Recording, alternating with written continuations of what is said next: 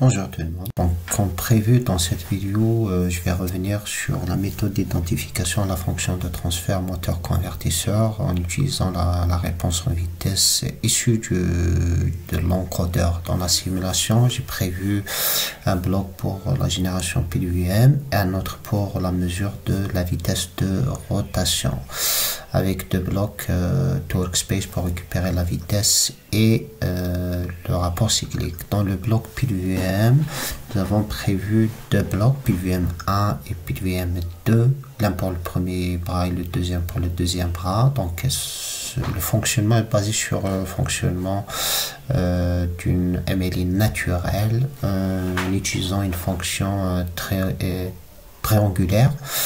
Donc pour paramétrer le PWM1, il suffit de prévoir une période de commutation et en sélectionnant la méthode up-down qui utilise une fonction triangulaire. Donc pour le PWA et le B, on peut mettre le set clair 7 pour avoir des signaux complémentaires. On prévoit un rapport cyclique évidemment pour le A et le B, ou le top et le bot. Donc pour le module 2, ça sera exactement la même chose pour le deuxième bras.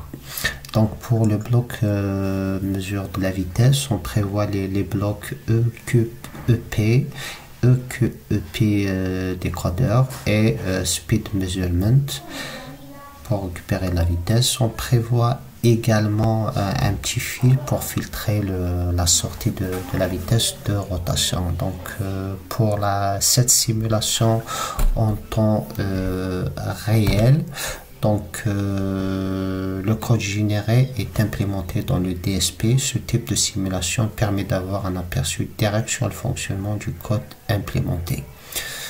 Donc pour l'instant, on impose un rapport cyclique de 0,5 comme on l'avait dit dans les vidéos précédentes, et on démarre tout simplement la simulation et on peut évidemment vérifier la procédure d'exécution du code. Le code qui sera généré, donc il va être téléversé au niveau du DSP, et puis à partir de cette simulation en mode externe, on peut évidemment changer le rapport cyclique, on peut récupérer, visualiser la vitesse de rotation. Donc dès que donc la simulation démarre, maintenant on peut évidemment changer le rapport cyclique, imposer un rapport cyclique échelon, par exemple de 0,5 à 0,75. Donc ce type de simulation est très utile pour apporter des modifications directes sur le programme. D'où l'utilité de ce genre de simulation.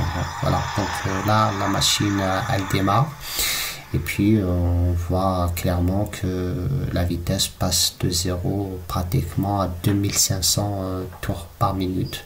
Donc on attend un petit moment pour que la vitesse ou la courbe de la vitesse atteint le régime permanent, et puis à ce moment on peut arrêter la simulation et puis on va récupérer donc la courbe de la vitesse sur le workspace.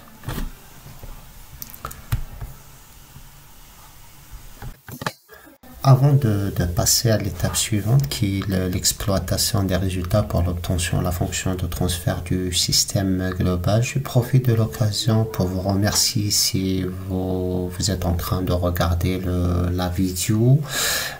Si vous avez des questions, n'hésitez pas à les poser, donc je vais essayer de répondre. Si vous estimez qu'il y a un sujet ou un point qui mérite un développement ou une vidéo complète, donc vos suggestions sont les bienvenues également.